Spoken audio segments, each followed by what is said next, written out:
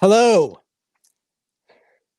Hi, everybody. I am Dámaso Rodríguez, Artistic Director of Artist Repertory Theater, coming to you live. This is our first broadcast of this kind. We've spent months in Zoom meetings and having just sort of private either meetings or times when we collaborate together in Zoom, but we've never done this high wire act before. So just want to thank everyone who's joining us live for this broadcast, but also thanks to folks who will join us on the replay. We're going to have this available long after this, and we know a lot of folks will see it outside of this live moment. I also want to thank our ASL interpreters, Dana and Sarika, who will be with us the entire event. So this event was originally scheduled for last week on the 14th, but we postponed it due to the fires across the state. And so I just, once again, want to send wishes and support to friends and theater colleagues nearby in Ashland at Oregon Shakespeare Festival. So many people in our community were impacted by evacuations, loss of homes, or the imminent threat of both. And that included folks that were going to be on this event last week locally. And, you know, we're breathing better now, but 2020 just keeps presenting the world with challenges. So another challenge this last week began for a lot of folks, or the week before, is back to school, which of course means remote learning and the complexities of folks trying to figure out how to work and support their kids online. So what a time we're in. All this to say, thanks for being here to check in with us about the theater, how it's been the last several months, and our plans for the future. Despite how difficult everything has been for the last several months, and all the challenges facing artist rep and other theaters, we often find ourselves quoting Dickens' Tale of Two Cities and saying it was the best of times, it was the worst of times. And even as I say this, I admit that sometimes it feels like the worst of times are winning, but I know the way I get through this is by focusing on the future and kind of imagining how to work our way through this and what, more importantly, it's going to be like on the other side. So here's what you can expect tonight. You're going to see lots of me, but also members of ART staff, some resident artists, guest artists, there are actors, playwrights, directors. We'll play some videos. We'll hear some audio clips of some of the work we've created over the past several months and about some of the work we have in the months ahead. And along the way, you can put your questions in the chat or comments, and we'll do our best to either bring those questions out during the presentation, or we have some time at the end for a Q&A. And while I'm here feeling all isolated in my room here, there's a team of folks behind the scenes monitoring the chats and hopefully getting us through any technical difficulties which may occur. So I'd like to bring on first right now one of our longtime staff members of several years, Luann Schooler. Hi, Luann. Hello, how are you? I'm well. This is hard. I want to remind ourselves that we're not trying to recreate the Democratic National Convention, nor the Emmy Awards I just saw last night, where they seem to be really good in this format. It's kind of scary. So I know what I want to try to do is just let's just have a meeting with some additional bells and whistles of absolutely of this format. And in fact, just like 2 minutes before we started, there was a note in the chat box, we've just lost Dámaso. That's right. So, the whole evening could go that way. And we're just here for the ride. And we're just really, really glad to be here in this, I don't know, weird way with all of you. And thank you so much for coming to listen to us talk and then ask your questions about what's going on. So Luann, in case some folks don't know you, and very likely they don't, tell us about your role, your new title at ART, and just a little bit about you. Sure. I've been with Artist Rep for just a little bit over 5 years now, and I was originally the director of new play development and dramaturgy, and we've just recently changed my title to the director of new works, and I'm excited about that because that kind of opens up what we're doing, which I think you're going to hear about a lot more this evening, about how theater in this crazy time is actually kind of becoming more capacious and inventive. So we'll talk more about that. But so I work with playwrights and artists, generative artists, on creating new material, and a lot of that is what Artist Rep is about, is new material. So I think that's what I have to say about myself. That's pretty good. And as a dramaturg, you also often have the best words. So you just threw capacious into a sentence, and I have a lot of respect for that. So let's spend a little bit of time reflecting. So this event was scheduled for September 14th, which was about a year, almost to the day, after opening our last season. That's right. This time last year, we were running 1984 at Imago Theater. And at the time, we thought George Orwell was, just like this extremist version. But I don't know. Maybe he was right on. But so we opened with 1984. And then, because we were on tour, it was our first year out of the building. We then moved to the opera with La Ruta, and then to the Tiffany Center with The Strange Undoing of Prudencia Hart. And then it seems so long ago, doesn't it? It was only a year, but the before times seem forever ago. Mm-hmm. But And then the next show, I think, was what, Schoolgirls? That's right. In a co-production with Portland Center Stage. Right. And then Indecent with PSU and Profile Theater, where we partnered with Profile and did it at PSU. And then, so that kind of brings us to late February, early March. And we were also, at that time, just getting ready to announce our 2021 season. That's we right. were just kind of in the preparation for all of that. And then March 13th, bam. Bam. Yeah. Yeah. And we had a gala scheduled for Saturday, March 14th, which that was right around the time, that week. I know it all began, Tom Hanks got COVID, the NBA suspended their games. And and we were just also confused and like, oh, so we're going to shut down for 2 weeks. We just everybody go home for 2 weeks, and then it'll all be fine. Right. And we had our production of Anthony Hudson's Looking for Tiger Lily set to go into rehearsal in just a few weeks. And for a while, I remember we spent a lot of time just kind of thinking, okay, maybe that play can open and close within the previously scheduled time, like you're suggesting. And and then we thought, oh, maybe June. Yeah. And then finally, we like the most of this country in the world, we came to the conclusion that, okay, this is going to be a long haul and we're going to have to make changes to respond to this. How are we going to work our way through this as an organization? And, I say as an organization, but it's been in partnership and lots of communication with theaters in Portland, other performing arts groups, and performing arts and theater groups around the country, all kind of sometimes meeting with each other, but sometimes following each other's lead and seeing where things were going. Well, it is one of the sort of silver linings of this whole thing is kind of the great, I don't know if camaraderie is the right word, but the sense of how do we get through this together, which helps. Yeah. It helps to feel like we're not alone. Yeah. But in sort of April and May, we were at a point where we were like, okay, we think it's not going to happen in June.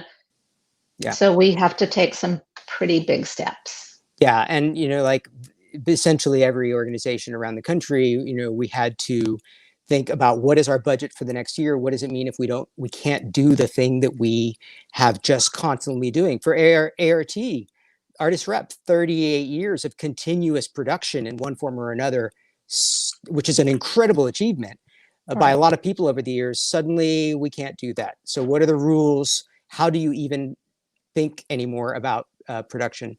And so we had to make some really terrible, frustrating, difficult decisions. We essentially cut our budget almost by half for the upcoming year, and we had to reduce to a staff of just 10 from a staff of 24 full-time employees. Within all of that is all those plays that we never announced because of the timing of it that would have gone into production this summer in one form or another, meetings and design work and auditions. And, there's a whole community of folks that rely on the theaters in Portland for their livelihoods. And Artist Rep is right at the center of that. So really dark, difficult, frustrating times.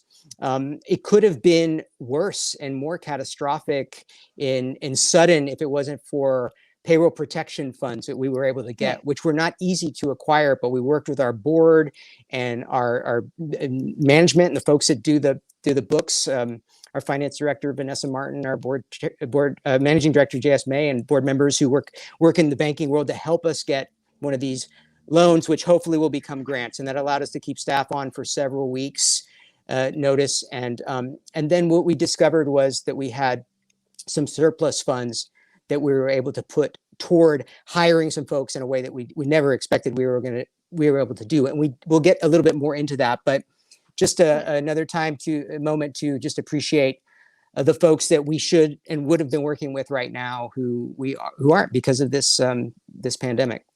Right. And just to acknowledge that all of the folks who had to leave the theater because of this, they really continued to work just right up to the and with so much integrity and heart and love. And it could have been it could have been so much worse. Right.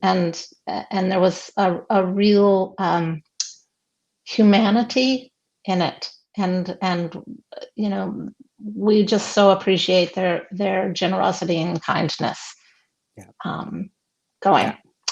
But anyway, so we're all working remotely. This is my house. Damaso, you're in your I'm in a bedroom? corner of our bedroom. Okay. That's a picture of Antarctica behind me, a painting of Antarctica, which will come up again today when we talk about Magellanica. Awesome. Yeah. Yeah, so we're, like many people, we're spending a lot of time on Zoom. Welcome to the Zoom world. And we're trying to be more flexible in terms of scheduling meetings and such to accommodate, kids and dogs and school and family and the myriad crazy things that we're all dealing with right now. Yeah. There are lessons to be learned from this. I mean, I think that it has affected all this work remotely, which has included rehearsals and Zoom performances around the country, and some of the work that we've been doing at Artist Rep. I think that there will be change on the other side of this as a result of it. Some of it very practical. Maybe we don't all have to commute through traffic to gather in a room for an hour to have a production meeting. We're going to be in the future, on the other side of all of this, able to employ this tool, and I think we wouldn't have done it otherwise, obviously. So there are lessons to be learned, and even as we think about our new building that we're still, if you don't know, we're in the middle of the process of designing and building our future home theater when all of this happened, and we've been displaced from our home theater.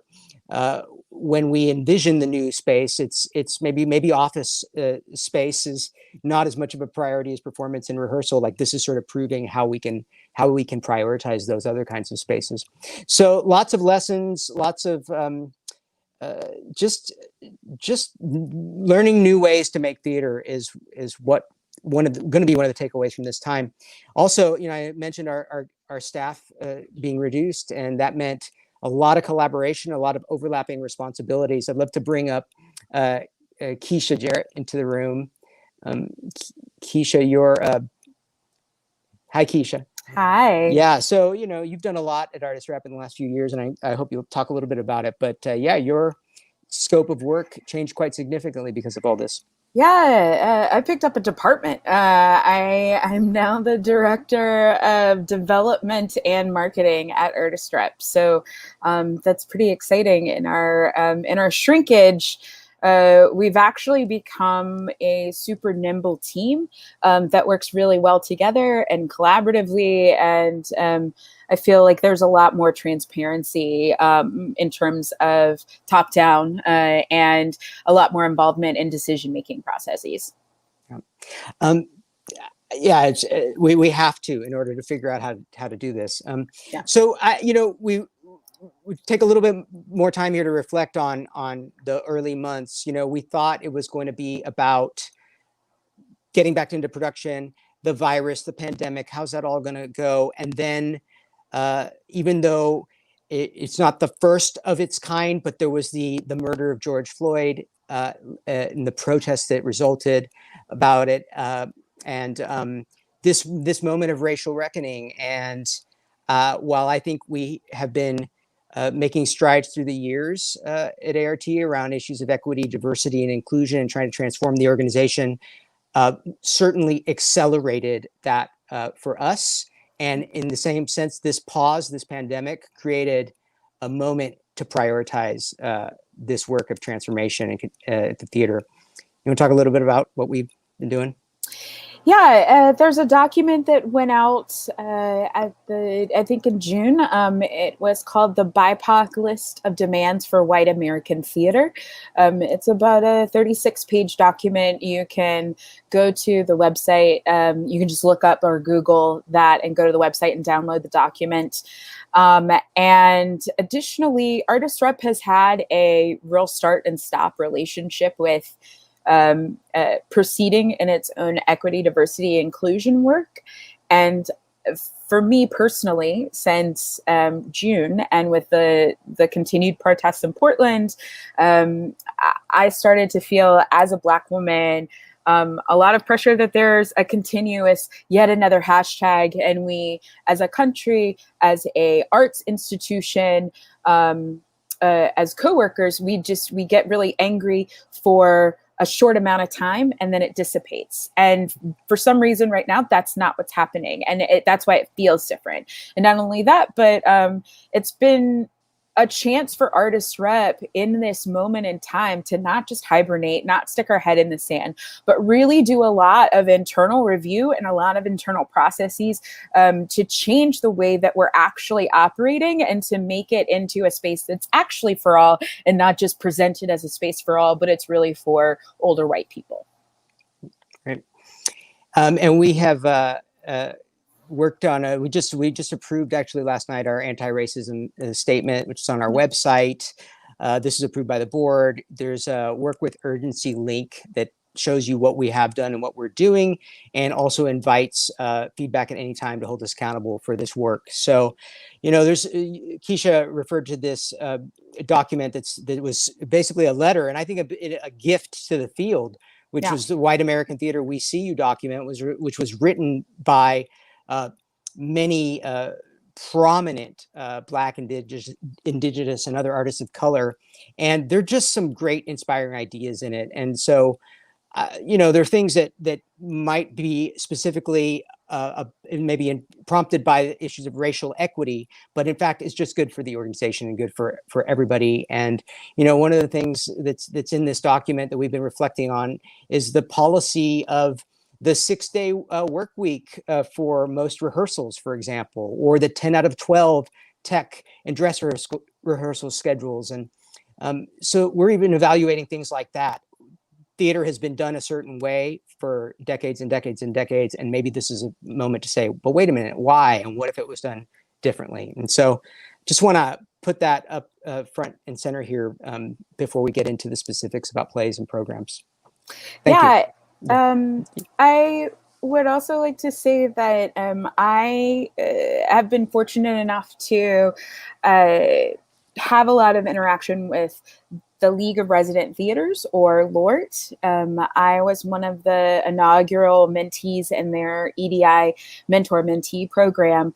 And recently they asked me to speak in a case study roundtable in regards to that particular BIPOC demands for white American theater, and what theaters are currently doing, and what is Artist Rep doing. And so I'm just going to talk through that presentation with you all. I'd love to share that. So the first question was really, where was your theater in this space before this moment of racial reckoning? And again, art has been on this sort of start and stop journey before I got to the theater, and that was 4 years ago. The 2016-2017 season was my first season. Our current artistic director in Dámaso was the first Latinx artistic director of a LORT theater when we became a LORT theater in 2016. So I'm going to say that one more time. In 2016, Dámaso was the first Latinx artistic director of a LORT theater. That's not that long ago. It's my own personal passion to leave spaces with more than one person of color than when I got there, of which I am usually the only one.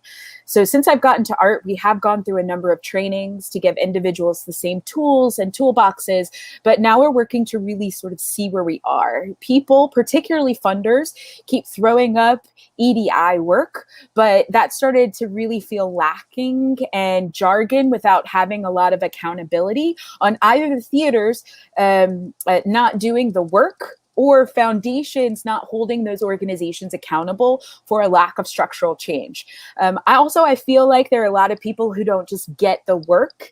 And I think that's because people don't define the work. We just keep saying the work and hope that people define it themselves, right? The next question was, what policies, procedures, or systems have you either implemented or plan to implement since April 1st? And so we hired an outside HR consultant in February that is owned and led by women of color. That's Future Work Design, or FWD forward.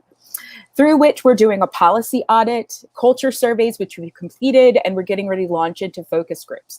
And this will tell us, hopefully, truly, where we are within the organization and where we have the space to grow. We are in the process of creating and updating a more equitable employee handbook. We're defining the work and using that as a living document. We crafted quarterly days of service and have included Juneteenth as a paid holiday. We went through the We See You White American Theater document line by line and are adapting it to fit something of an organization of our budget size. We put our anti-racist statement on the website along with what work we've been doing to make our theater an anti-racist theater. We view that as a living document, so we will never stop growing and learning and changing and adjusting to be open and for all as we possibly can be. I would love to read that to you right now. It's that Artist Repertory Theater recognizes that we are a predominantly white organization and operate within systematic racism and oppression, and that silence and neutrality are actions of complicity. We recognize the critical role that the arts play in our culture and national conversation and accept our responsibility to make positive change through our work, our practices, and our policies. We commit ourselves to the work of becoming an anti-racism and anti-oppression organization and will work with urgency to end racial inequities in our industry and culture. We invite artists, audiences, and colleagues to hold us accountable. And then there's a blind email that exists on the website. So you can totally say whatever it is that you would like to say without fear of repercussions. And we will do as our service part to make sure to really look at those comments and analyze them and make a better organization. And finally, what are the things that I am most excited about, or what's been the biggest takeaway since starting this new and more aggressive planning at our theater? And I mentioned this before, but transparency and openness is huge. I think that just being able to have people that feel like they're more integrated into Artist Rep is really important. Another thing is measurements of success, changing what those are. It's not always monetary. It is seeing what the staff is and changing that, seeing who is in our audiences and changing that, seeing who is on our board and changing that. Those are all ways of which we can measure success. I believe that Artist Rep is a transformational organization. We have gone through a lot of change and a lot of positive change. And some of that has come from falling down. And that is okay. That's actually how you learn. But what we are not is a presentational organization. We're not just putting something on a website and calling it a statement and saying that that's it. We're actually doing the work. There's another thing in regards to anti-racism, using anti-racism versus equity, diversity, and inclusion, or EDI. That word racism is pretty big, and it actually makes people pause. And I think that there's a difference in between just being anti-racist versus just saying, oh yeah, we have EDI policy, we're equitable. It's my own personal growth and not allowing white fragility to silence my voice as a person of color. We created the DNA Oxygen group at ART, which has already started to permeate into our admin, our artistic, our financial edification for the organization and for education. And we'll talk a little bit more about Oxygen later. COVID has actually allowed us to be flexible and nimble on the board. So we have the ability to have board members from all over, which would actually enable us to have a more diverse board. And finally, and again, I said this in from full of a room of regional theaters full of very powerful white people, where some of the best I've gotten is that I've called a colleague when I was starting to feel burnout. Since February, Artist Rep has launched a new website, created new branding with a creative firm, launched a new creative generating model and had its first run of press, communicated production cancellations, launched a new subscription model, communicated a gala, canceled gala, and coordinated a virtual paddle race in 2 days. And I personally have also acted as the EDI manager. And then because of COVID layoffs, as of July 1st, I gained a development department. So fixing this problem can't be for me to solve. It isn't for me to solve because racism doesn't benefit me as a Black person. But I can be helpful in pointing out the inequities and problematic behavior because that work has to be done by my white colleagues. And luckily leadership has heard that and they've been responsive to that. And I think we're a better organization because of it. Thank you. Thank you for sharing all of that. And yeah, let's keep doing this. You know, I find this work it's inspiring and energizing. You know, we're just moving forward. Yeah. So you're going to be back later. I will be back later. Okay. Thank you. Luann is coming back. Luann, I forgot to say goodbye to you the last time you left the screen. So goodbye I'm and so hello. offended. Yes. I'm so offended. So, all right. So as of like early June, season planning was out the window, but we remain committed to 2 productions which were in process. Looking for Tiger Lily, which we had already started building sets for, etc., and also The Elaborate Entrance of Chad Deity, which is a co-production coming up with Portland Center Stage.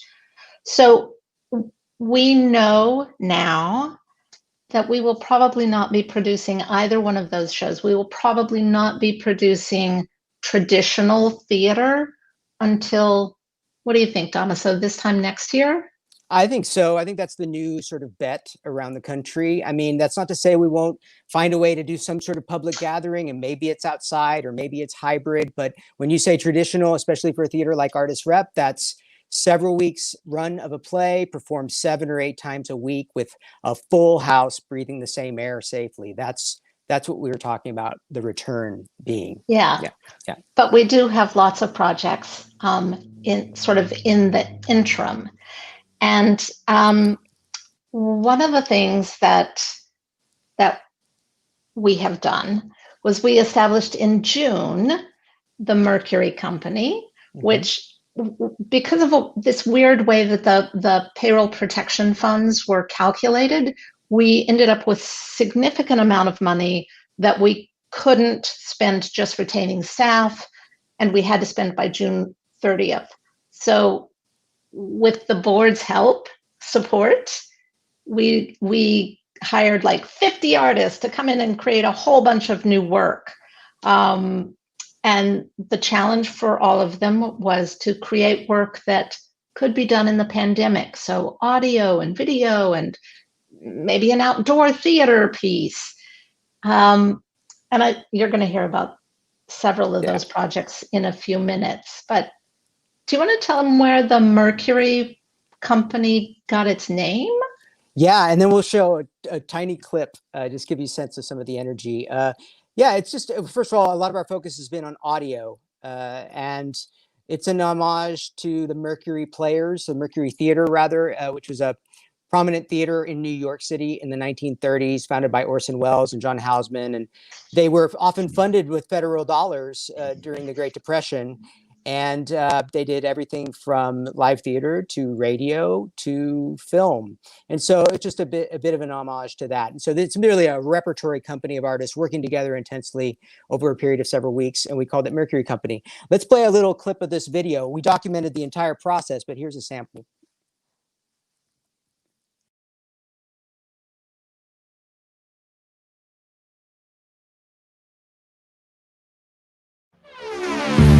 A statewide yellow light. I can't breathe! I can't breathe!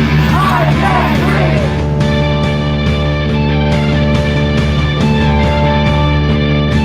2020, there were a group of artists assembled, and they made a bunch of work together.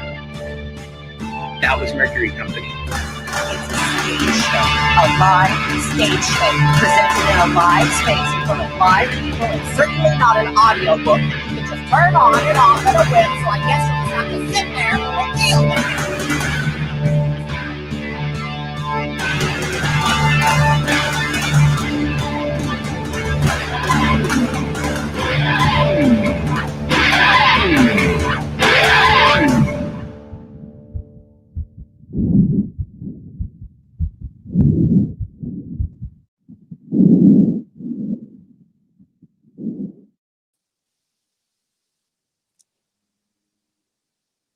You remember that, Luann? Yes. Yeah, it was, June was exciting to actually be working on making art again. And it it was great for the audio projects to actually be in the room together with very stringent safety protocols. But one of the best parts of Mercury Company was that we were able to offer work to artists, because the arts have been one of the hardest hit sectors of the economy. Nearly 94% of artists have reported a dire loss of income. About 81% don't have savings to last more than a couple of weeks. So one of the great things that we were very pleased with was that Mercury Company allowed us to hire a bunch of artists. Yep. And then, go ahead. Sorry. Well, I was going to say, yeah, and so it was a model we could point to and say, hey, there was something unexpected and really productive and satisfying about this that we put together very quickly, and we could now take this concept, which isn't traditional production. It's a different way of working, and take that to funders, to donors, and say, help us do it again. And so the other thing that came out of it was we could say yes to projects very quickly and not necessarily know what the results would be. In fact, results-oriented investment in development of work was not the goal. It was really, what if we got people into a room? What could they make together? What could happen? And sometimes that took the form of a team of folks writing together, or sometimes it was just supporting individual writers on a traditional play. In the midst of the preparation for the assembly of the company, the protests after the murder of George Floyd happened, and we realized we can't respond nimbly. We can't speak about responding nimbly to creative ideas without also responding to the world in the moment. And so I'm going to bring Keisha back on, who pitched something that we were able to put into action as a result of this moment in time. Yeah. So what we decided to do was essentially we started out by having all of the Black members that were a part of Mercury Company. We came together to form our own group, and it was tentatively titled the Untitled Response Project. And one of the first things that we decided to do was absolutely change that name, because we as Black people were tired of being asked what our response was. So we actually coined ourselves Oxygen. That was by one of the members, Josie Seed, who you'll hear from later. And that's in honor of the many Black people that have died, with the last words being, I can't breathe. And not only are we giving honor to them, but we're also giving us breath by being in that space with people that look like us. And so a lot of that is actually, a lot of stuff came from that. We were talking about sort of having work that comes out, and we are going to have one production that's getting ready to come out. We will film that here in the fall, and it's called See Me. It's going to be a slice of life short film that'll be for that's about 3 to 4 Black people. It has animation. We are putting together a fantastic BIPOC production team for it that is directed and helmed by Don Jones Redstone, who you'll also hear from in a little bit. But Oxygen itself has 3 goals. One is that it's an incubator for young BIPOC individuals to learn and grow as theater designers and artists. And how we're doing that is that we're having one mentor-mentee production a year, where the entire production team and the mentees are BIPOC. So not only does that grow who our production teams can be for Artist Rep, it could also really change the landscape of what theater looks like in Portland for every theater. And that's pretty powerful. 2 is the development of BIPOC artists through funds for project development and production. And then 3, it's actually a BIPOC affinity group for Artist Rep. So it's pretty incredible what that group has been able to do. We've had a couple of meetings with the entirety of the group since the end of the first Mercury Company. And not only that, but Oxygen is moving from just being underneath Mercury into being a whole program of Artist Rep. So just like Table Room Stage has a director in Luann, Oxygen will get its own staffing, have its mission underneath Artist Rep, and really have some legs to make some change. Thanks, Keisha. We've already gotten some funding to move this forward and ensure that it becomes an ongoing part of Artist Rep. But we're always looking for more support for this work and now this program. So you'll be hearing, people are going to be hearing more about this, Oxygen. So thank you. I know I will see you again. Yes. Okay, so we're going to work through just some of the projects that were developed in the first Mercury. Some have been completed, and then we are soon we'll be announcing a slate of projects that will be developed further in what we're calling Mercury 2, which is this October and November. And those projects, some of them started in the first Mercury, which is that window of time when we invested in creative development, and they'll be continued in this next phase. So it all began with Magellanica by E.M. Lewis. I'd love to bring on playwright Ellen Lewis and actor, resident artist, and writer Vin Chambry, who starred in Magellanica in 2018. I can't believe that was as long as and only 2 years ago. Ellen, would you mind just telling us a little bit about the play and now adaptation into an audio drama for folks that haven't seen it? Absolutely. Well, Magellanica is my epic, gigantic Antarctic adventure filled with love and romance and science and history that we did together, that we did the world premiere of the play in 2018. The play is about 8 scientists and engineers who in 1986 go to the South Pole in Antarctica to find out why there is a hole in the sky. And that is inspired by the real science of the hole in the ozone layer, and trying to figure out this international group must figure out what's happening to the world, and also how they need to work together to solve those problems. And in that way, I feel like it is a play that continues to be present tense, because working together to solve the problems that are all of our problems is not something that the world around us is doing a good job of right now, but it's something I feel is so very important. Thank you. Vin, what was it like to be a part of it, and what was it like to come back to it?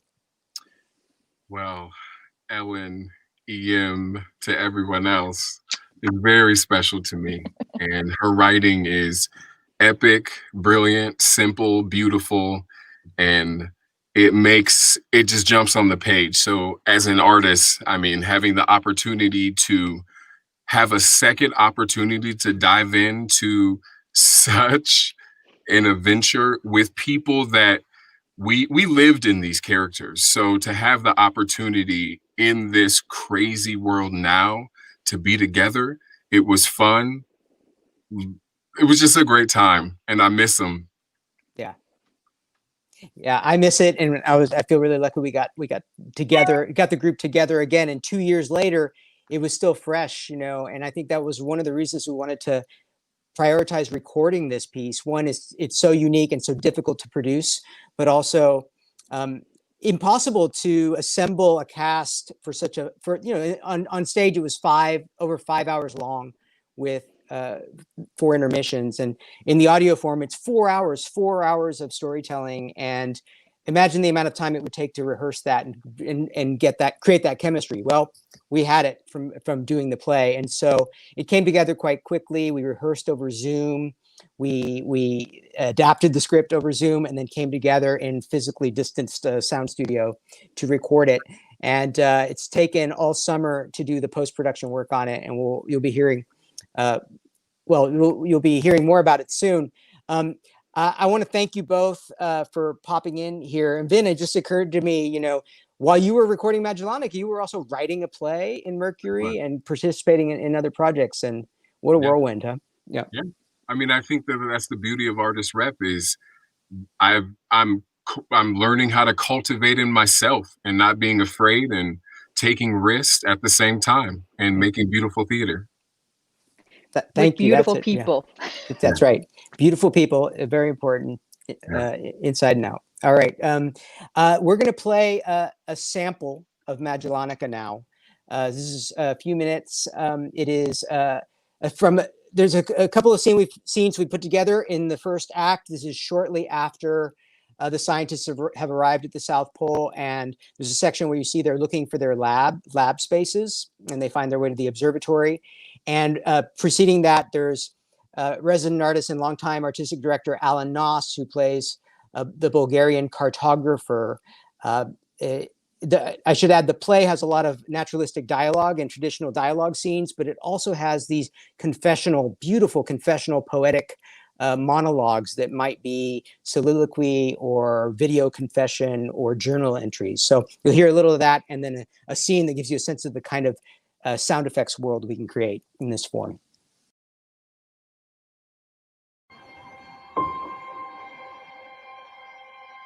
We treat this world as if it's endless, but it is not endless. We have mapped its circumference, we have found its top and bottom, we have traveled past the edges of the maps until there were no more edges. This is the last edge, and here we are, standing on it. The map in 2 dimensions. This is what you roll or fold and carry.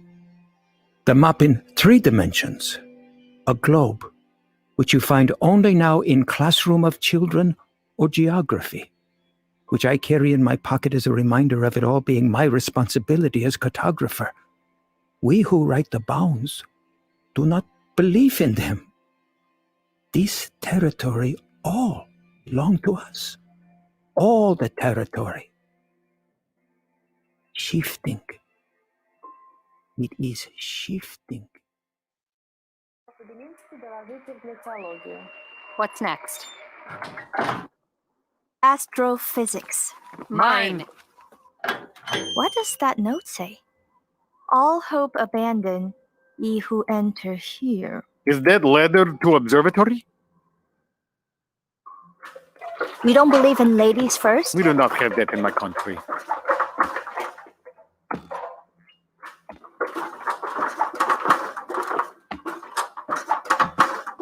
Can we see outside? How do we open it? Press the button. Here.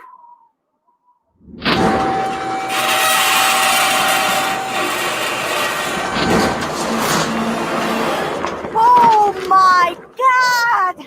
This is very much storming. I've never seen anything like. Oh,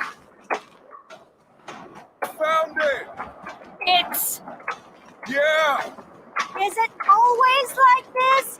The wind is screaming! Sometimes it's so quiet you can hear your own heartbeat. This is just one of those weeks it isn't. Freddie and I are going out for a little while. Out! Outside? In this? You can't go outside in this. The exhaust pipe on the generator is frozen over. It won't wait. It won't wait. All I was thinking about in that moment was survival. Not theirs. My own. Well, theirs, so my own. Survival.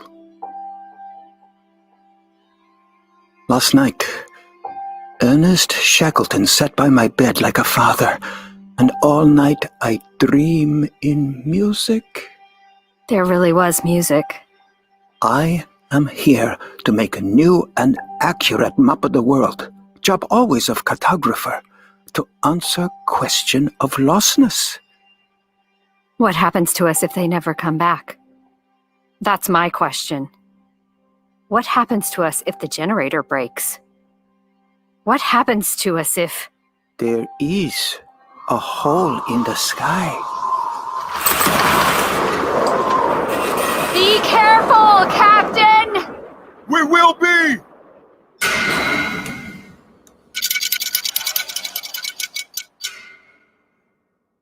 Be careful.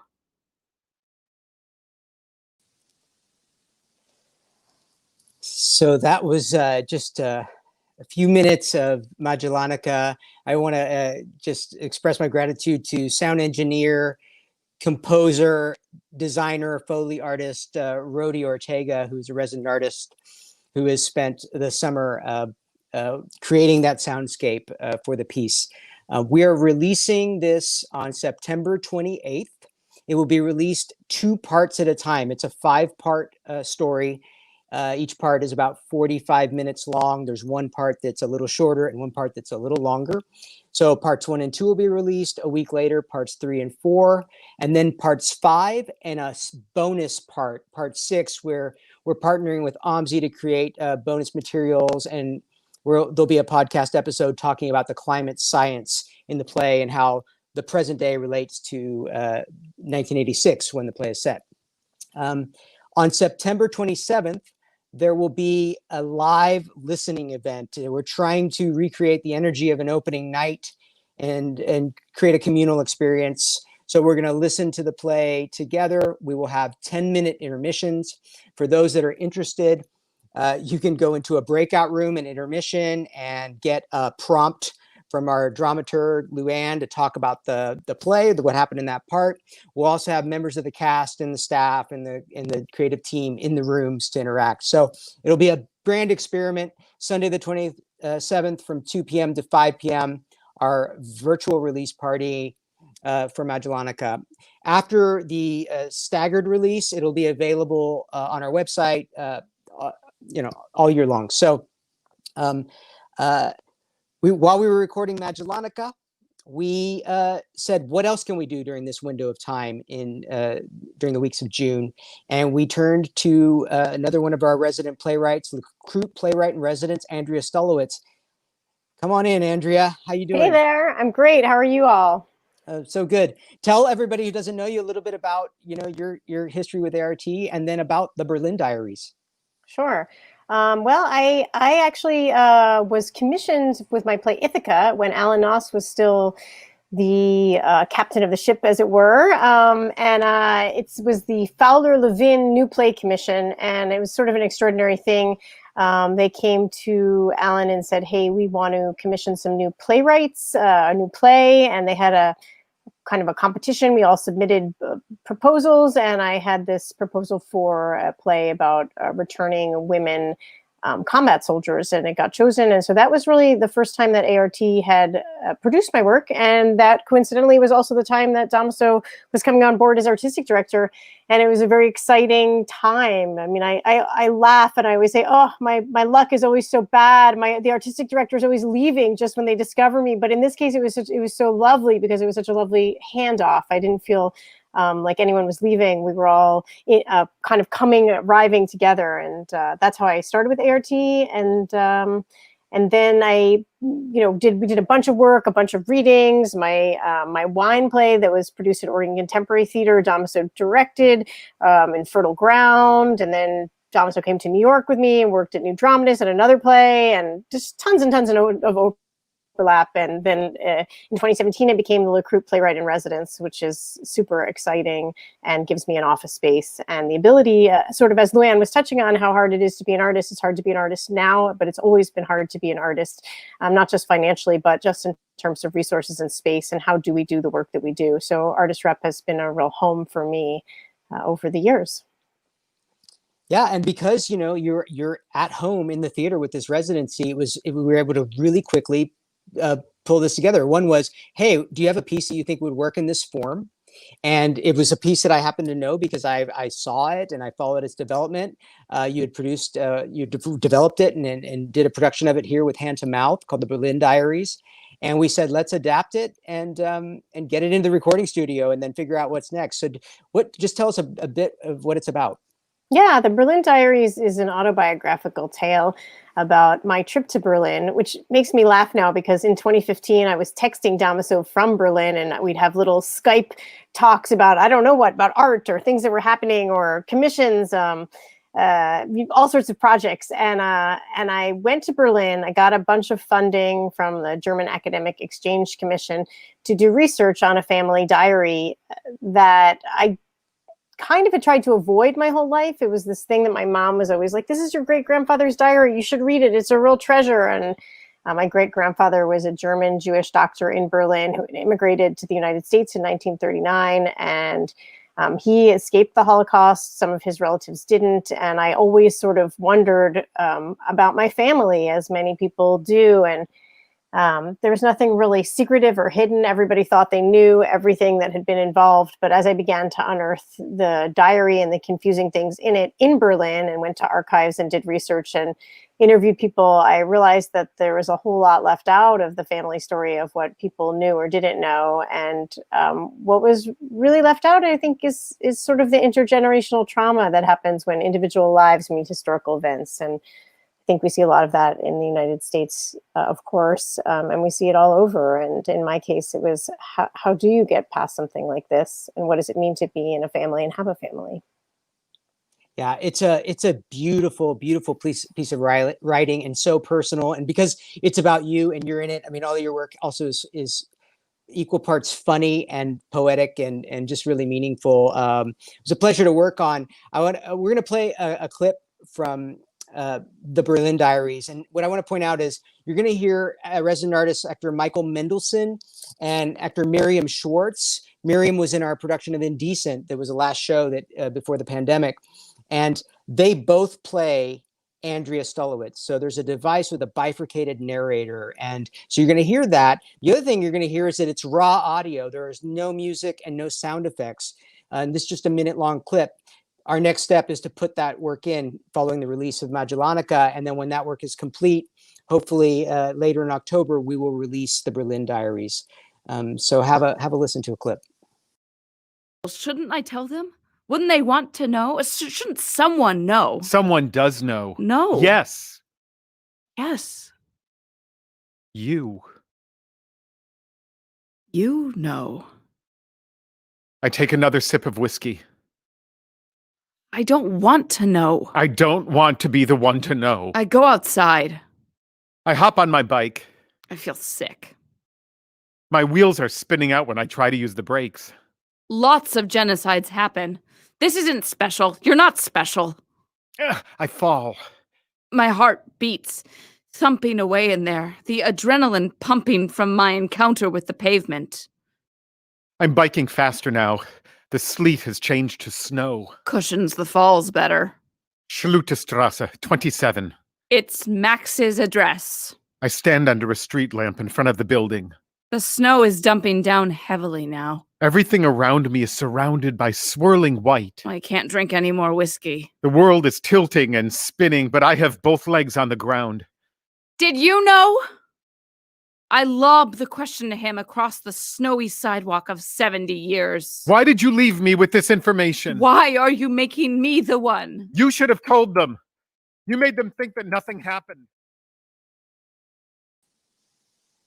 So that's just a little sample, and you can imagine the impact of the sound of the bicycle, the sound of the wind outside, crunching of snow, drinking of whiskey, etc. And so, again, sound designer, composer Rodi Ortega will get to work on filling out that world, creating that soundscape.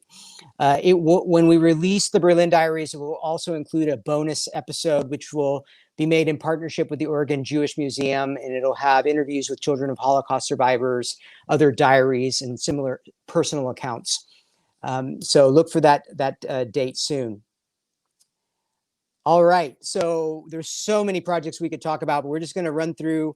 We're going to show you some brief video clips of other generative artists who worked in the First Mercury Company and/or are preparing projects for the next one coming up in October, November. See Me is a short film that's a slice of life of 3 to 4 Black lives living in Portland during COVID. It's a victory piece, it's a moment of peace and solitude, and it's a piece of resilience. Featuring the voice and work of the original DNA Oxygen group, the film will incorporate both live action and animation to tell an important story. See Me is produced by Arts Development and Marketing Director Keisha Jarrett. It's helmed and directed by me, Dawn Jones-Redstone, and it's animated by Aki Ruiz. hello. I'm Anthony Hudson. I'm the writer and star of the upcoming Looking for Tiger Lily at Artist Repertory Theater, and I'm also a Mercury Company artist, where I'm working in the writer's room on the untitled site-specific project, and I'm writing my newest baby, The Carla Logs. The Carla Logs is a new audio play starring Portland's premier drag clown, Carla Rossi. These days, Carla is sick of the pandemic and desperate to be back in the spotlight, so she breaks into the Flamingo Club with the aid of her manservant, Jeffrey. There, before a quite literally captive audience, she puts on an evening of guerrilla storytelling. As the night and her list of felonies and misdemeanors unfolds, Carla regales her stunned and cattle-prodded fans with stories of support groups for wayward Karens, concert tours with the Manson family, and a bitter rivalry with Cher. The Carla Logs is headed to iPhones and 8-track tape players near you everywhere this fall. That bird won't shut up. Cut. Hello all, Josie Seed here. I'm a resident artist with Artist Rep, and I was a member of the first iteration of the Mercury Company, which was a thrill. So you may or may not recall that in that first iteration, we created an audio experience out of my poem, Forget Me Not America. I was thrilled to work with Vin Chambry and Sharath Patel and Sean Lee. It was a fantastic experience. And so in this next round, what we're going to do is we're going to take it to the next level. We are going to work with a sand artist who does beautiful, moving, living sand art and create and pair with this audio experience, a visual experience. And so it's almost going to turn into a really cool short film. So I hope to see you in the future, and stay tuned because I think it's going to be amazing. Oh, I didn't see you there. Well, I'm here to tell you about the revolution of the unbearable departed yearning. The old town of Capitol, Oregon has seen better days. The town that time forgot has two claims to fame. Number one, a play written 100 years ago that has never seen an audience because something strange always happens when the actors get to page 52.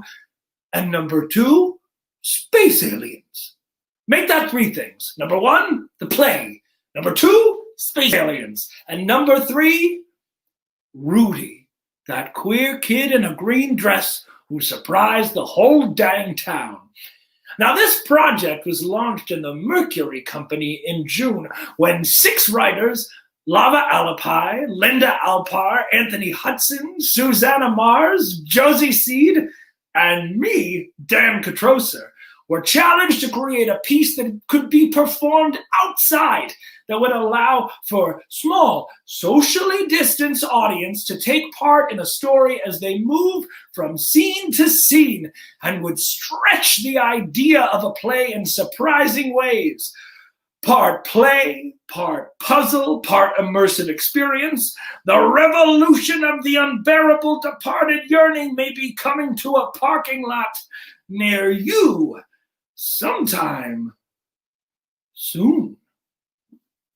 We hope. Oh, that's where Jolene comes from. Oh, how's that? So thank you to Dawn and Anthony, Josie, and Dan. You heard everything there from a short film to an audio piece to mixed media collaboration with a sand artist around a piece of poetry.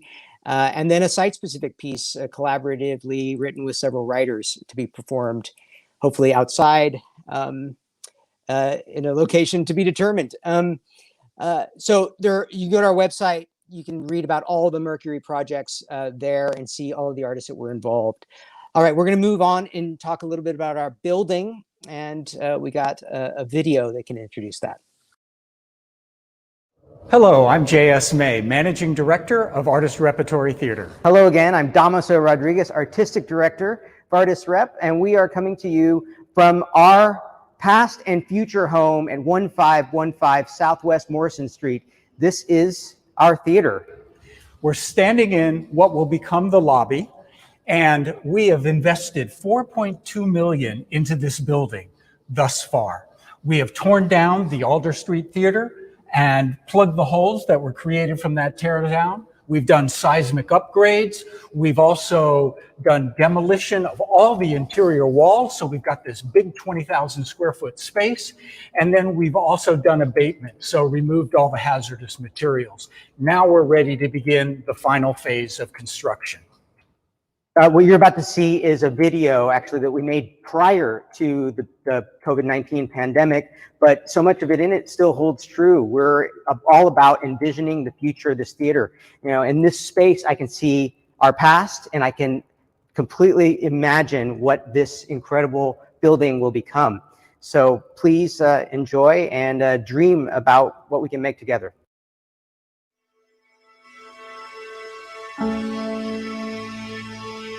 It's fearless, provocative, innovative, and inspiring. Artist Rep is art of and for today. It's also very exciting right now because I feel like Artist Rep is about expansion, and that's something that as an artist I really get inspired and excited about.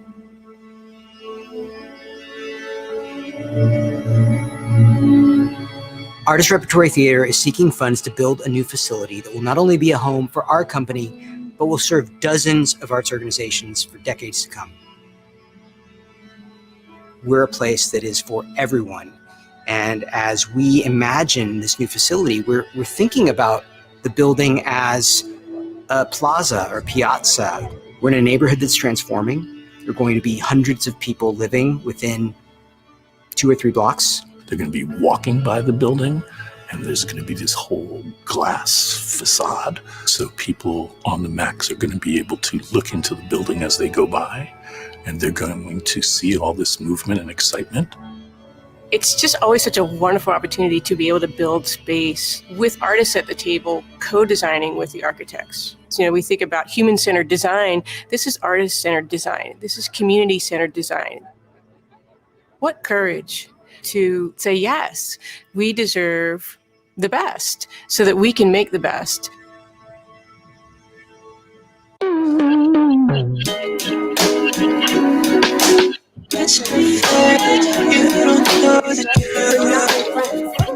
Artist Rep is Portland's longest running professional theater. Over the course of our 37-year history, we have produced new, provocative, challenging plays that I think help audiences make sense of the world. Artist Repertory Theater really truly is making world-class art all the time. Our work isn't afraid of sparking tough conversations. Fierce, ferocious, engaged. Highlighting marginalized voices and bringing stories to life that often aren't told. I see Artist Rep as a lighthouse. We're doing it, we're here, we have room for you, come. Our goal is to intentionally design a theater and gathering space built for collaboration.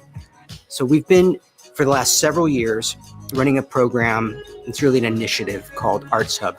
It's magic. The Arts Hub is magic. That Arts Hub creates kind of a home base for other artists. It is an incubator. It incubates people, projects, and ideas. Last year, we served nearly 50 different arts organizations. Dance groups, experimental theater groups, literary organizations, visual arts organizations. This is a model that is, while not new, is not really being done in a lot of cities. And so there's a lot of learning that has already happened through Artist Rep and Arts Hub that we need to start sharing across the country.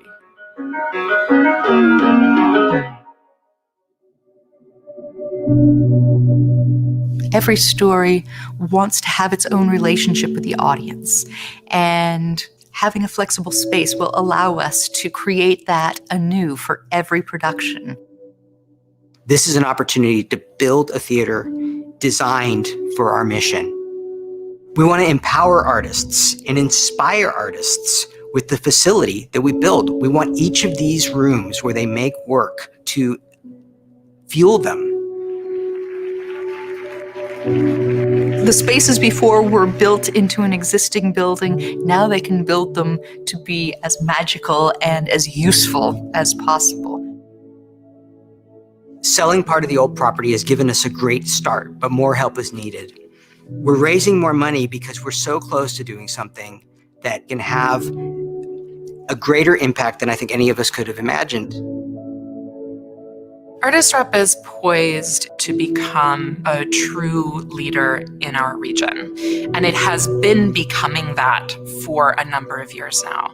Donating to Artist Rep isn't just donating to this one organization. It helps everyone. That gives more experience to the region, that gives more opportunity to the region. The arts is actually what's providing us with creative ways to connect and to problem solve.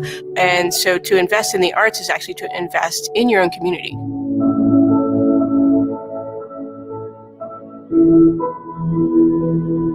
I think it's really important to make time to dream. What a privilege to put that on your calendar, dream time. And that's what Artist Rep is doing.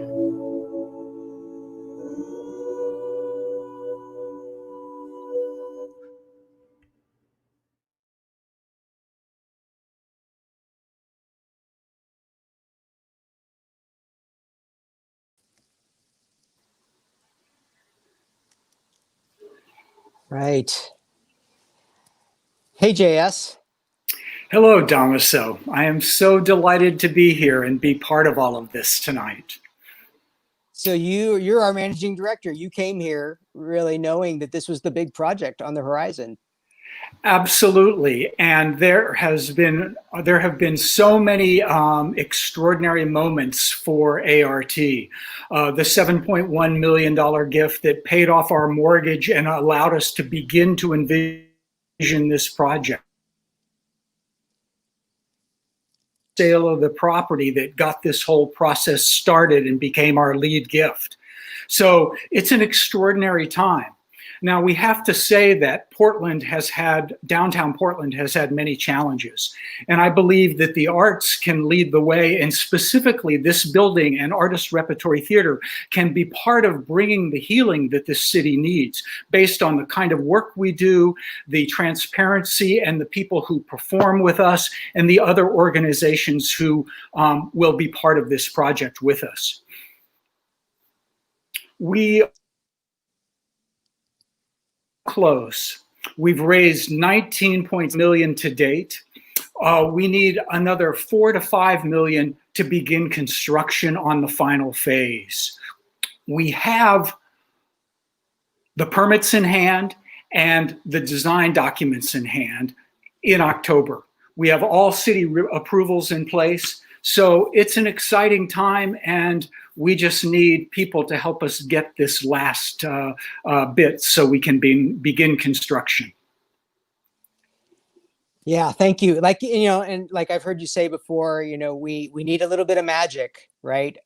We kind of, we kind of can visualize how to get to the end, and we just need this, like you said, $4 to $5 million to confidently break ground. So I'm just putting it out there. If you know somebody who wants to get behind this project, send them our way. But we're optimistic. Indeed. It's quite amazing. All right. Yeah, go ahead. We should also touch base on the new brand. When you look at the new and brand process, that was a result of our work with Grady Britton Advertising. We won a competitive process where they provided 50% of the work pro bono. It's the first professional branding process that the ART has ever done in its 38 years. They did extraordinary work for us, and it really captures the spirit and direction that we're headed in. And it'll be integrated into the new building and moving forward. So whether it's the quality of the artistic work, how we're dealing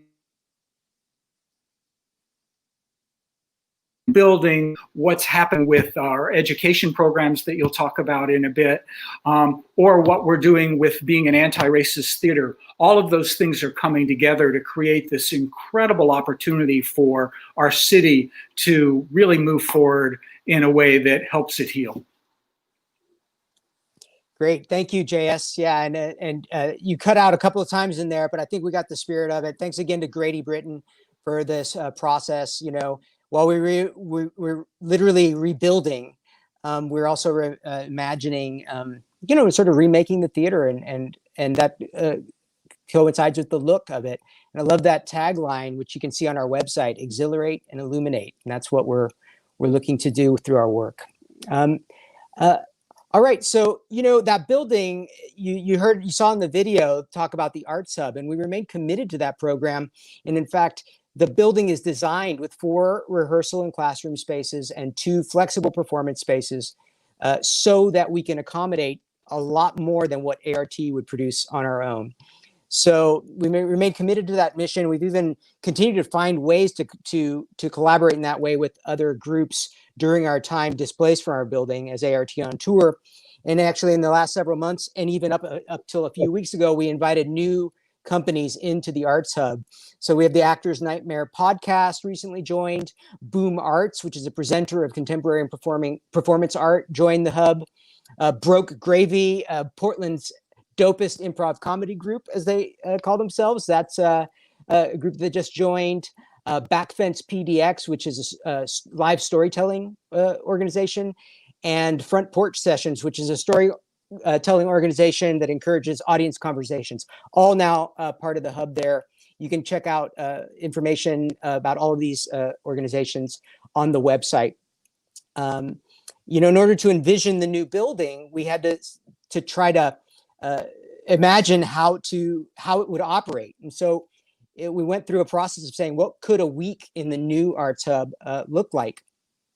Which is a bit like air traffic control. How do you manage units of time so that all the spaces are being utilized throughout the day? And you see in a week, it's possible to have 33 public performances by 23 organizations, 30 classes, 5 community events, for example, and over 90 hours of rehearsal are possible in this new building. One of our Arts Hub companies is the Portland Actors Conservatory, recently renamed the Actors Conservatory, now the Actors Conservatory at Artist Rep. And the conservatory has been part of the hub, growing its programs, while Artist Rep has also been investing in education. Even during the pandemic, we have expanded our work in schools. It's actually online, but we've managed to grow that program, and we've expanded our evening and weekend classes successfully online. So you can check out our website. We have 16 classes scheduled this fall, beginning September 26th. So look at that. That's for folks at a wide range of experience level. And then, you know, simultaneously, the Actors Conservatory has its own continuing education courses, as well as a 2-year certificate program. And we just came together and said, what if we just aligned our organizations and collaborated 100% on all education programming together? And so here's a video of a conversation between founder Beth Harper and I talking about this new alliance. The Portland Actors Conservatory has been around for almost as long as Artist Repertory Theater. What is the Actors Conservatory? And I know you've been there from the beginning because you founded it. I literally started it in a dentist's office because I wanted to, I had a friend who had that space and said it's not being used. And I said, well, maybe we can have some classes. It literally started that way. And I felt coming out of my graduate program, I still felt undone as an actor. So I just gathered great teachers together because I wanted more. And all of it, I think, has just come from what people want and what people need. And the roots of that is from what it still is today. I think that idea of how do you make the fullest artist you can, what curriculum supports that in an artist. And that's true. It was true in 1985 and it's true in 2020. Well, congrats on building it. I mean, I think any kind of artistic endeavor, any kind of company, it's sort of a miracle if it comes together at all. It's amazing, whether it's a theater or a rock band, to last 10 years and to do it for 35 years is just an incredible accomplishment. So it's a full-time 2-year accredited program, right, by the National Association of Schools of Theater. I'm learning no small feat in itself, I may say. Accreditation. These classes are conservatory style, meaning they're training in voice and. Well, we deal with the body. I'd say the conservatory deals with the body from the top of their head to the bottom of their toes, and it's our name. I think the operative name in our title in the Actors Conservatory is actor. So we deal with the totality of the whole. So it's a program where in the first year we get to take all those parts apart and work them within an inch of their life. And in the second year, we put theory into practice. And that's where the relationship with Artist Rep has really helped expand our program and what the students get out of the work here. It's very exciting now nationally for people to come to school in Portland, Oregon because of our connection with Artist Rep. I think for decades, we've had an informal relationship because often students, after graduating, end up on stage at Artist Rep. A lot of the faculty for the conservatory happen to be Artist Rep regulars like yourself. Since 1985. I mean, it goes right hand in hand. As an artist, I was working as an actor. I was working at Artist Rep while I was doing the school. So it's always been mission aligned for me. It's always been my artistic home. Artist Rep has always been, it's often been a first or an early career professional stop for folks, as well as a home for veterans who've been at it a really long time. And I think that fusion of young or more emerging professionals kind of collaborating with long-standing pros on stage together, that's just been part of the culture there. And I hear stories all the time about folks getting their equity cards on stage at Artist Rep, or just Artist Rep being an entry point for their to the theater community here in Portland, because they kind of happened to discover ART first. And so it's always been I think it's always been a home for young artists in training, and artists of all ages at all points of their career and training. The values that I hold true about the kind of artistry I wanted to do and the kind of work that Artist Rep were doing, it felt aligned with my training as an emerging artist at that time, as with similar values. And I just think that's it more than almost anything. Yeah, and I think that's why it's prompted us to keep finding new ways to collaborate. When I think it was a few years ago that the conservatory moved out of its home space of many years into what we call the Arts Hub. That was in the old building, and the conservatory has continued during our years here now as ART on tour and our shared office and rehearsal spaces at Seidel Yards. But for at least the last 2 seasons, if I recall, correct me if I'm wrong, there have been courses offered to the conservatory, the 2-year conservatory students that they're essentially getting credit for performing or participating in the rehearsal process of Artist Rep main stage shows. Yeah, we hire the directors of those shows to mentor. They become a part of our faculty too, so it's an exchange back and forth. I love seeing it to become an official accredited course. What's happened is then we keep sort of yes-anding and going, well, how can we go further? What have we learned from last season's shows, and what can we apply into the future season? And then COVID struck, and I feel like our conversations about how might we collaborate really accelerated. I think COVID put us in a position to ask the question, and working along with the National Association of Schools of Theater. When I think about it, we still are 2 autonomous organizations, different budgets, different boards, all of that, but we're essentially have agreed to co-produce, co-create, merge our education programs in this COVID year. The conservatory has for many years had a studio program, which are continuing educations for adults and professionals. Join those together. Yeah, and Artist Rep has been offering what we've called our classes program for a few years, and have on and off taught courses. And now these are ones. We're just sort of teaming up and saying, what resources does each of our organizations have, both human, both regarding space? Yeah, and how can we benefit from both of them, right? Whatever you get, it's a service to what it is that we do, and vice versa. Yeah. So we're going to collaborate our way through this. That's right.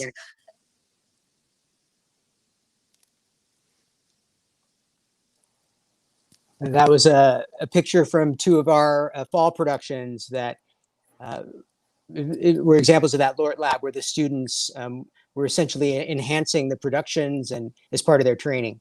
Hey, Keisha. Hi. We're still here. I know. It's almost over though, folks. Let's just say let's say that we're both teaching artists, and we each have classes in the upcoming lineup of 16 classes that are released this fall. Yeah, I'm going to be teaching a dramaturgy class. It'll be over 2 sessions, and we will be discussing Every Brilliant Thing by Duncan Macmillan. And then I also have a class with our general manager and casting director, Vanessa Martin, where we will be doing the business of acting. And so we'll go over resume setups, how to slate, how to self-tape, how to submit self-tape. What is it like when you go to casting directors, and all of those other actory questions. Cool. Well, it's a really dynamic lineup of classes. I encourage everyone to check them out. Okay, so aside from all this programming, all this education activity, we've got one more creative offering. It's ART Quarterly. Yes. Yeah. So our marketing manager, Leslie Crandall Dawes, just wanted to add one more thing to her plate. And in lieu of us having the playbills, where over the course of the last season, we had way more content and creative content in our playbills and wanted to make it more magazine-like, we decided just to go ahead and launch a magazine. So the first one will be out in October. This first one is also centered around BIPOC artists in and around Portland. So it's super exciting. It's got some articles, it's got excerpts of work. So you'll see some of Vin Chambry's work, you'll see some of Damaso's writing, my writing. There's opera singers and music directors and artists and photography. It is an excellent magazine. And if you are a subscriber member to Artist Rep, guess what? You get it for free. It's a part of your subscription. It's a benefit of being a subscriber. And so you get a digital copy of the magazine complimentary. If you just want to get this, just want to get the magazine, you can also do that. You can contact either the box office or our manager, Leslie Crandall Dawes. We do not have any ads in the magazine, so it's purely done on subscriber power. And the way I talk about subscriber power is by saying, how can you support Artist Rep? Damaso, do you want to let the people know how they can support ART? Yeah, well, first of all, by becoming a subscriber member, right? Yes. You know, in the past, it was really clear. You have productions, get your subscription, be a member. Now with all the uncertainty and the kind of new dynamic programming, it's how do you participate? Well, the best thing you can do is become a subscriber member. That fuels the work, and of course, you know, sponsor projects, right? Absolutely. Guess what? All of those things make our donors be the people that actually help us carry on and do this work. If you want to become a subscriber member, then you just need to go to the ART webpage. And then once you're there, you're going to click on the season and tickets 2021 season subscriber member. Then once you're there, you're going to click on buy now. And guess what? Your tickets are flex passes. So if you buy flex passes all at one time, you're automatically a subscriber member. And you can use those flex passes for audio dramas, for any films that come up, for education classes. They have a variety and a bevy of usage. If you can't remember your login, you can also contact the box office. And please remember that there are no brochures being mailed. So if you are a typical Artist Rep subscriber and haven't received a brochure from us, now is the time to re-up. It's also the time that we generally have subscription gifts come in. And so without having a, without us having a mailed piece, we've been missing some of our subscriber gifts. So that would also be the time for us to do that as well. But there should be a banner that's going to appear on your screen that's going to have the box office phone number and email, should you have any questions of that. Dámaso, I think that there's one big way that they can become a supporter of ART in conjunction with the Mercury Company. Is that right? Yeah, I mean, in the past, we've had some sponsors for productions, but now you can sponsor projects before they're finished, right? And so if you're interested in helping us say yes to one of these artist proposed projects, become a Mercury Company sponsor. Absolutely. Another way to become a supporter of ART is just by giving us a gift. It is the way in which we can continue to do new work. It is a way that we can continue on with Mercury. It is a way for us to continue on with new inventive ideas to help us keep engaged during the time of COVID, where we're not actually able to be together in a theater. And then finally, because we are very tired of 2020, help us get to 2021 with our 2021 campaign. If we have 1,000 people that donate at least $20.21, that gets Artist Rep $20,000. And guess what? We have had a gracious donor say, you know what? I'll give you a matching gift up to $20K. So that means that we could have the opportunity of getting $40,000 by the end of October 30th. It is a one-click donate page that exists on the website. And so you can go there, go to www.artistrep.org to give to us, give to that campaign. And not only that, but you can just help continue work like hearing Anthony Hudson talk about Carla logs, hearing Vin and Ellen talk about Magellanica, and support programming like DNA Oxygen during this COVID year. Thank you, Keisha. And I just want to say we have had wonderful support over the course of the last 6 months of challenges. We've had foundations step up, individuals step up, folks maintaining their connection to the theater. And really, this is all about keeping us working, keeping us hiring artists, and helping us, have a long view on how to emerge in the strongest way possible from these wild times. And so, but thanks for all that folks have done, and thanks in advance for what you'll do to help us get there. Absolutely. So, yeah, we have this is sort of the end of the night for us. We didn't really get any questions in the chat. We've had lots of comments, and we've loved reading those. We've loved seeing some of the names of people that we haven't been able to see in a long time. If you do have any questions that do come up, please, again, feel free to email the box office. It's boxoffice@artistrep.org. And you can also come and see us at our first foray into programming with our virtual listening party for Magellanica that's taking place next Sunday, September 27th at 2 p.m. There are still tickets available for that. So thank you for tuning in. Thank you to all the artists that joined us either in a recording or live and contributed to this. Thanks to the staff members behind the scenes, and Christine Willis in particular, who is doing air traffic control or production management or live broadcasting in a live broadcasting booth. Really appreciate it. Leslie and Christina on the chat. Yeah. We are signing off. So it's good to hear your voice. So if anybody wants to reach out to anybody on staff, our emails and our phone numbers exist on the website. So thank you all for joining us tonight. Thank you. Good night. Yep. Good night.